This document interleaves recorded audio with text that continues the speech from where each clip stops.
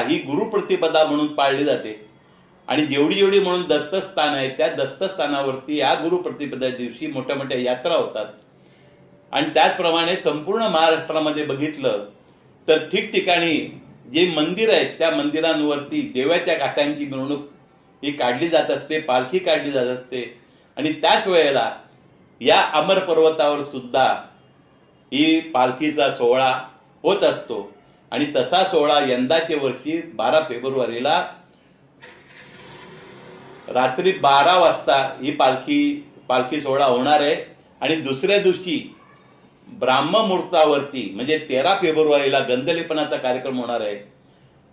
आणि 16 फेब्रुवारीला म्हणजे पालखीच्या 5व्या दिवशी 12, 13, 14, 15, 16 म्हणजे रविवारी 16 फेब्रुवारीला संपूर्ण समाधी ही उघडी करून तिला गुलाब पाण्याने